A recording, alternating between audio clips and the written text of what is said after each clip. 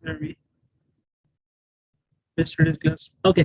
Hello, friends. Welcome to today's session of recap of the INI CET and the topics and the questions which were asked in the exam. I'm very, very sorry for the delay due to some technical reasons. We were stuck, and now we have been able to resolve that technical issue. So here we are live with you to quickly cover the questions from biochemistry. Now, those who have been in touch with me and our classes would be very, very happy because we have covered large number of these questions in the discussions that we have had already. All right. Just a few days back, we were having the discussion on the order of draw, which was one of the questions which has been asked. So a lot of questions like that, which we have covered in the recent past, and the students should be very, very happy. Let's take a quick look on the questions.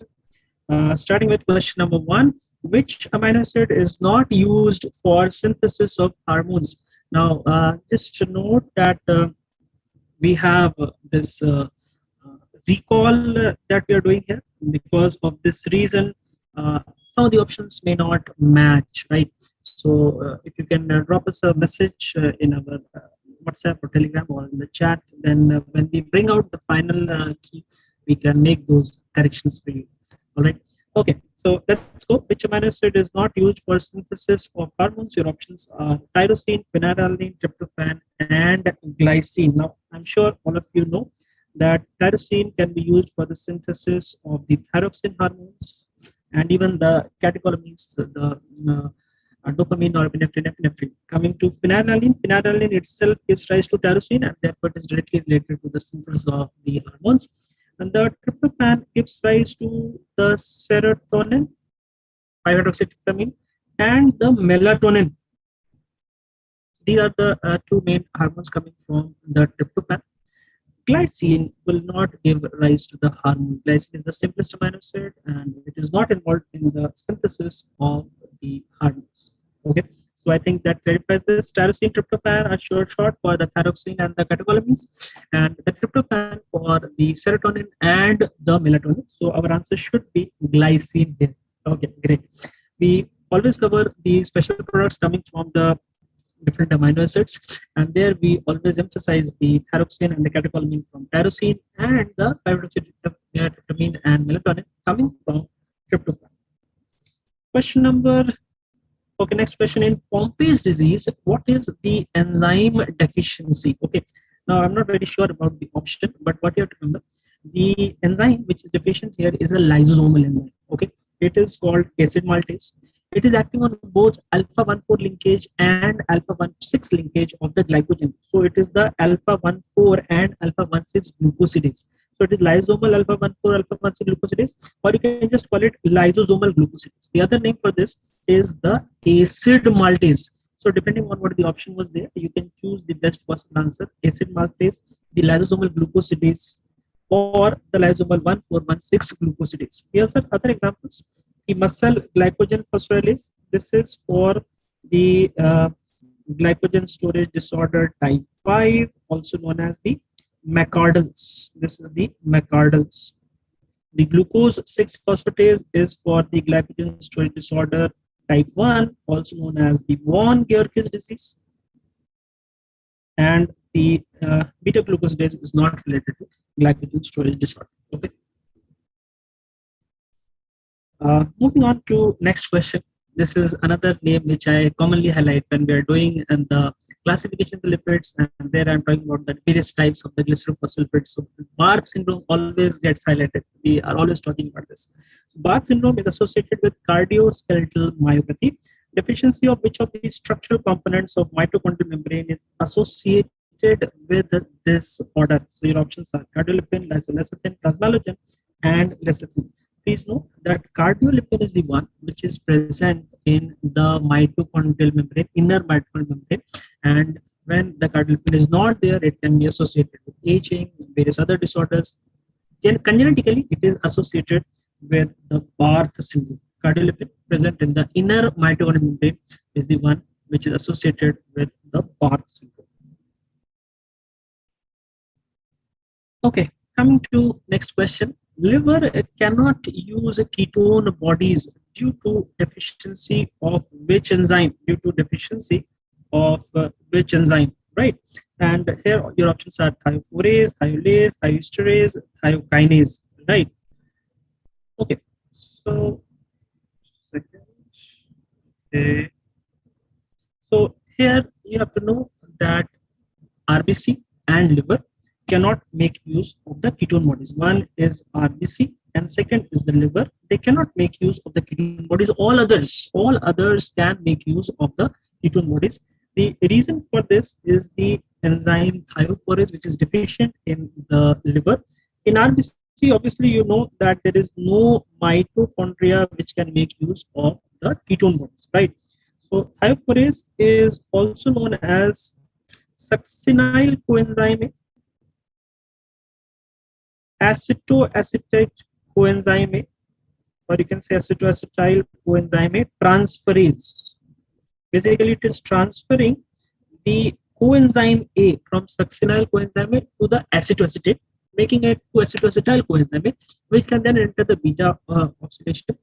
And by beta oxidation, it is cleaved into 2-acetyl coenzyme and ultimately metabolized through the Krebs cycle, the reducing equivalent going to the electron transport chain. Okay, so this is the enzyme thiophorase, which is deficient in the liver, and therefore the liver cannot make use of the ketone bonds.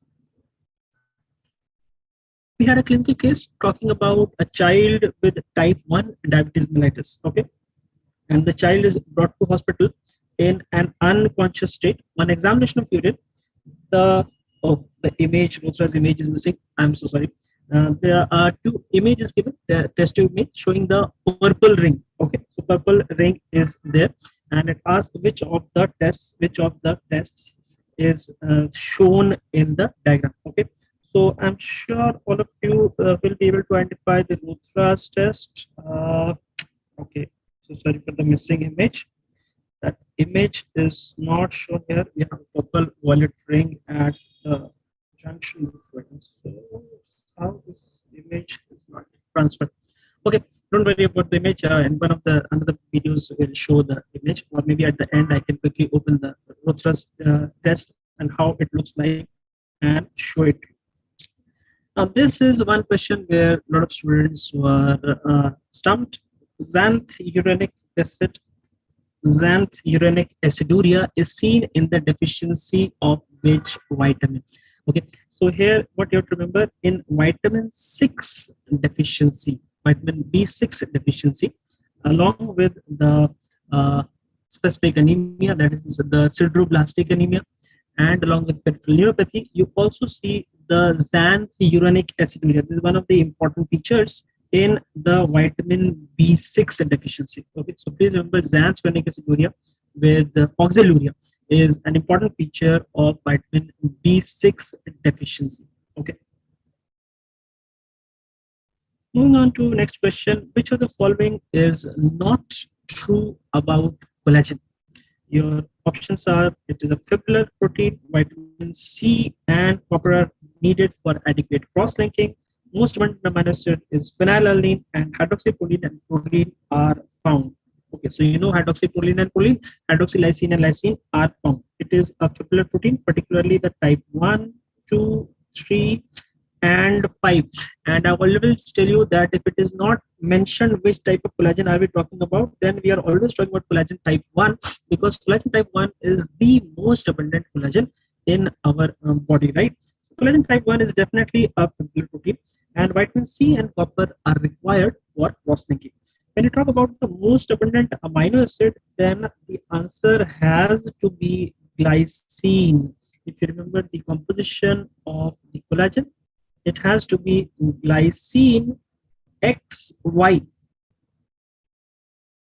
Okay, meaning every third amino acid has to be glycine. Every third amino acid has to be glycine.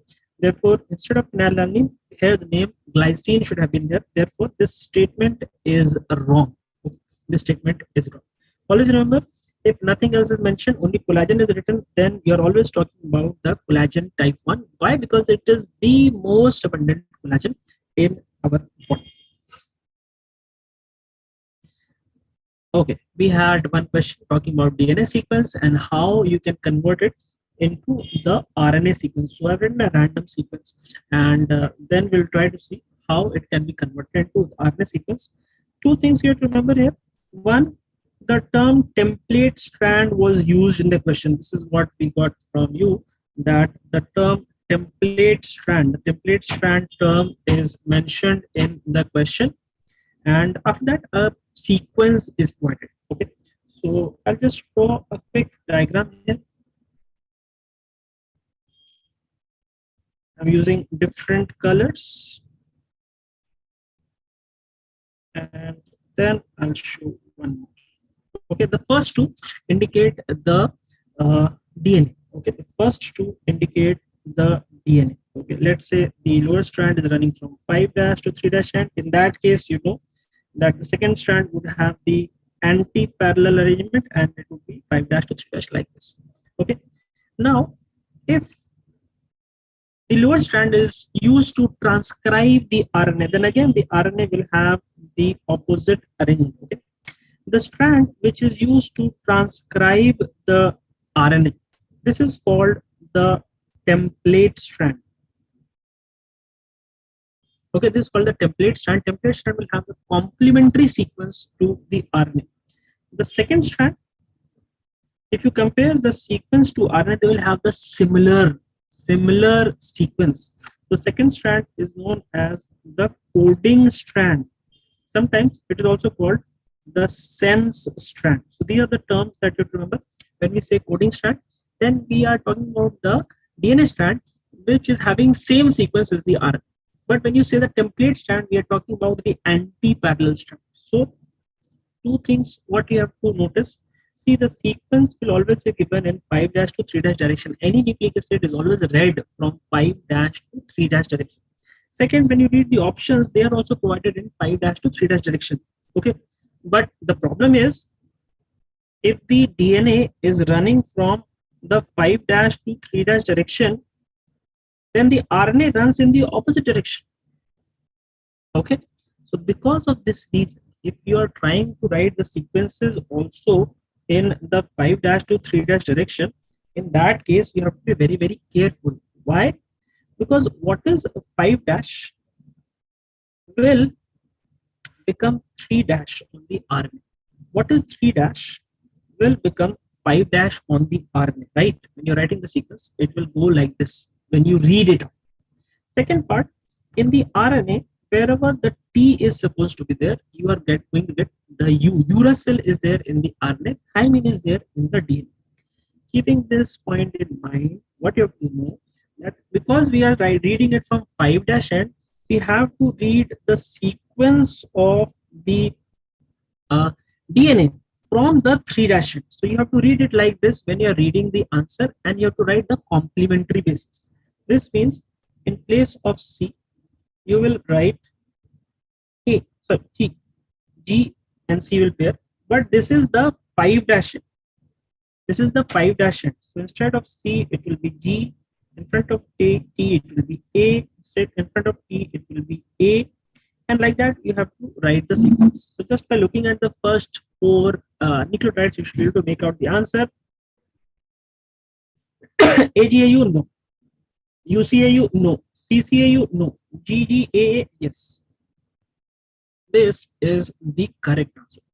So please keep in mind that when you're reading the result for the template strand, you have to be careful about the polarity, number 1. Second, you have to write the complementary sequence. Number 3, wherever the thymine comes out, you have to replace by uracil. So for template strand, I always tell that it is a 3-step process. Okay. First, you have to change the polarity, number 1. Number 2, you have to write the complementary sequence. And number 3, replace thymine by uracil. Okay, so that would be the third one. So here the correct answer, if we use the sequence in the question, would be option number D. Now, this type of question is coming again and again and again. The highest thermic effect is for which foodstuff? So thermic effect and the respiratory quotient. These two questions are coming again and again in the last 2-3 years. So you have to be very, very careful. When we say thermic effect, the other name would be the specific dynamic action. So basically what it means, how much energy in comparison to the energy content of the food, body has to spend to extract the energy which is in the food. Okay, so for this, what you have to remember, for proteins, it would be roughly 30%. For carbohydrate, it would be 10 to 15%. And the fats, it would be roughly 5 to 10%. So lowest is for fats and highest would be for the proteins. Highest it would be for the proteins. Okay. So it is difficult to break down the peptide bonds, and then when you want to obtain the energy, the proteins, the amino acids have to go to gluconeogenic pathway, and then only they can provide the energy. The amino acids directly will not provide the energy. They have to go through the gluconeogenic pathway before they can provide the energy, or enter the Krebs cycle from whereby they can give the energy. Okay, so a lot of manipulation modification has to be done before they can enter the energy giving pathways. Unlike carbohydrates and fats, here fats have an edge because their oxygen content is low per unit mass. They have more and more of carbon, hydrogen, therefore the energy content will be higher. Okay, both of the carbohydrate and fats can be easily broken down and they readily enter the energy metabolic pathway, but the fats per unit mass will have more number of carbon, and when it gets metabolized by the Krebs cycle, you're going to get more of the energy. So less thermic effect for fats and very high for the proteins. There can be some foods where you might not even get any net energy. Okay, so some foods which are very fibrous. So the body, when it is trying to metabolize that fibrous food stuff, is spending a lot of energy to extract a little bit of maybe very you can say hidden carbohydrates or some other molecules, and thereby the energy content which is finally obtained will be very low. So there the thermic effect might be even up to 100%. Okay, so please keep that in mind. For dietary fibers, the thermic effect would be infinite. You don't get energy even if the body tries to metabolize it. You don't get any energy. Okay, then we come to the question talking about the order of draw for the blood sample. Now, some students gave a different option about the options which are provided in the exam, and we had another input from another group of students. So I have written both of them. But here, what you have to remember in very simple terms, order of draw. First one always have to be the culture. When you're trying to do the blood culture, you have to prevent any and every sort of contamination. The order of draw is basically to prevent the cross contamination between samples, whether it is due to any infective organism, or it is for any analyte, or it is for the components which are present in the tube in which you are drawing the samples. So first is the culture tube.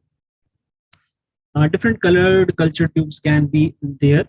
The second would be the sodium citrate tube, which is used for the coagulation study. Sodium citrate tube is having the light blue cap. It is having the light blue cap. That is the sodium citrate. Okay. Sodium citrate tube is followed by the clotting factor tube. Basically, from where you get the serum, the clotting factor tube will typically have the red cap. If you have to transport the sample to large distance, the clotting factor tube will be present in a tube where you have the gel. Gel is for separation of the serum. In this case, you have the golden cap. We call it the SST, serum separator tube. Okay, we call it the serum separator tube. After the clotting factor, you have the vial with the heparin. In this case, you can either have the tube without gel or with gel. This heparin tube with gel, without gel, is light green. Light green is without gel. On the other hand, if it is with gel, in that case, it would be dark green. In both the cases, what you get is plasma. So some of the equipment nowadays use plasma for the biochemistry test. So in that case, you can use the tube containing the heparin. Then we go to the vial containing EDTA. Okay, EDTA is a very strong anticoagulant, so you must use it after you have taken the sample where clotting is required. Okay, so EDTA will typically have the lavender top. It will have the lavender top. Please note, if you want to send the sample to the blood bank, we require the cross-matching information on the test tube. So ETTA content will be there in the pink top. ETTA content in the pink top, where the label is slightly different, where we can write the information related to cross-matching. And finally, you have the sodium fluoride containing tube. This is actually gray top. This is for collection of the blood sugar sample. Sodium fluoride will inhibit the glycolysis by inhibiting the enzyme enolase. It is the second last enzyme in glycolysis. So by inhibiting the enzyme enolase, we can quickly uh, uh, make sure that the glucose levels stay constant in the serum or plasma which we are using. So looking at the options, let's see. Among the two, citrate should be preceding the citrate. Sodium citrate should be preceding the clotting factor. So this is out, this is out. And then after citrate, you should have clotting factor followed by DTA followed by sodium fluoride. This one looks correct. And here you should have blue followed by red, and red followed by green. This is the correct option. Blue followed by red followed by green. Okay, that should be the correct option if these were the options. But now looking at this picture, you can quickly identify what would be the correct or the best option. Clinical case: a mother, while kissing the child, finds the sweat of the child to be salty. When genetic testing was conducted, the CFTR gene was found to be mutated. Which of the following channels is affected? Which of the following channels is affected? Now, just by looking at the information that is given here, CFTR gene is defective. You are talking about the cystic fibrosis. All of you know this. And in cystic fibrosis, the channel which is defective is the chloride channel. So chloride channel is defective. So that has to be an answer without. Okay. Now here a lot of confusion. Calculate the NAND gap. If the following result is achieved on ABG analysis, you have been given the value of sodium, potassium chloride, bicarbonate, and different values are there. Okay.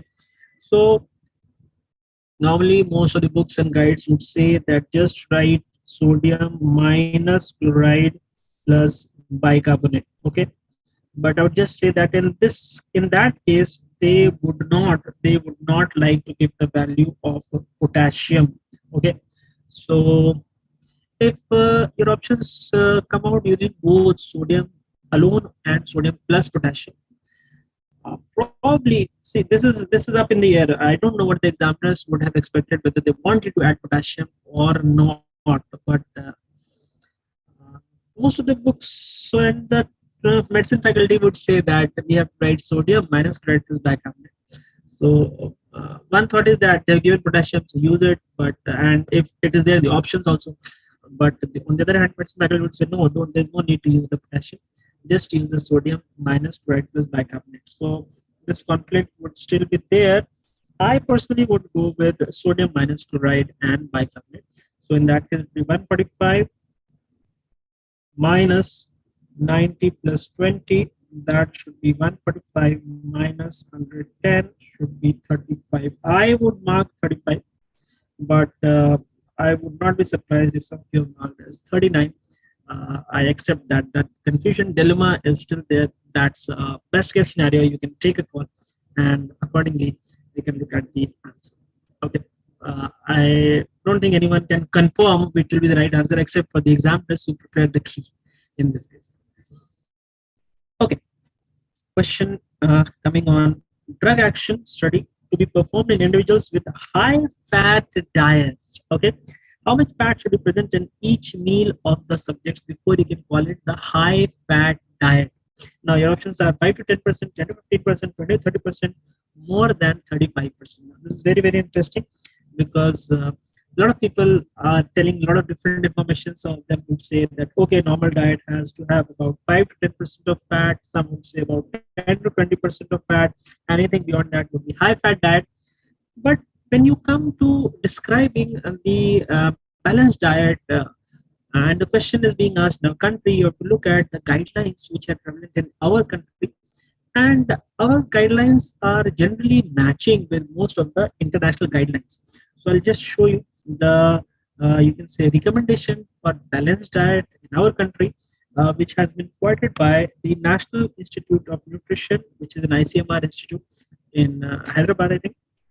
So, according to the NIM recommendation, balanced diet should have 50 to 60% of carbohydrate. The protein content should be 10 to 50, and fats, both visible and invisible fats, should be in the range of 20 to 30%. This means 20 to 30% is normal. When you go beyond 30%, typically we say if the amount of fats, total fats, is more than 35%, then we call it a high fat diet. This means your option D should be the correct answer. When you go beyond 35%, that should be the high fat diet as per the National Institute of Nutrition, which is an ICMR institute, providing the guidelines for the standard individual, or you can say reference individual, the dietary recommendations in terms of balanced diet, in terms of the foods which have to be taken, in terms of the glycemic index of the common food. For all these, you have to refer to the document issued by the NIN. They have a very comprehensive document. Uh, I think last introduced in 2011, which has all the details about the reference individual, the balanced diet, the different types of food stuff. They have annexes for sample diet for the adult male who's working, hard working, moderate working, light work, for females, for pregnant females, for children, for the different age groups. They also have the various, you can say, body mass index, the height weight correlation for the different ages, different months. All of that is provided for the Indian population in one consolidated document. So please make sure you look at that document.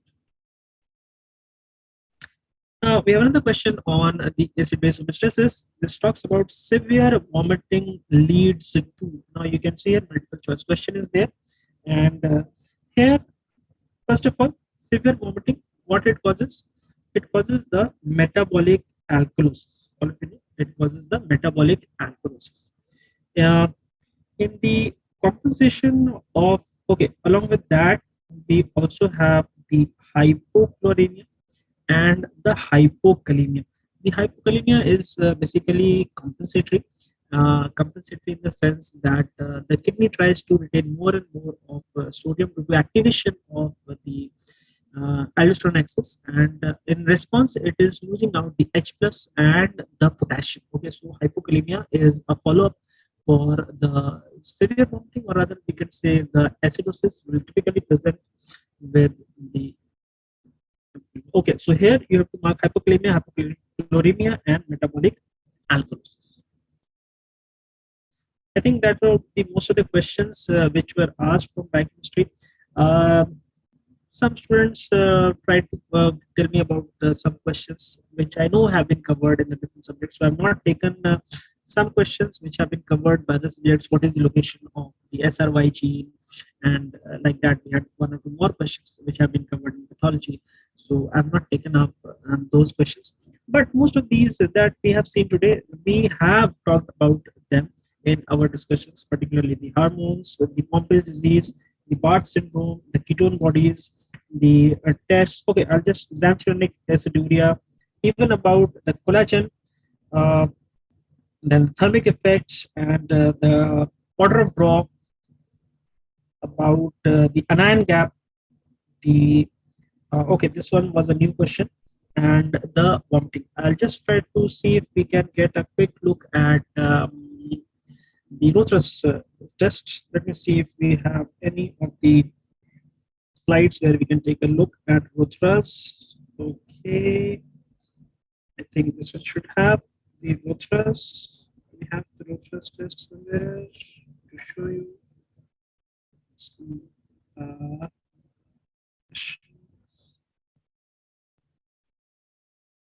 no, it's not.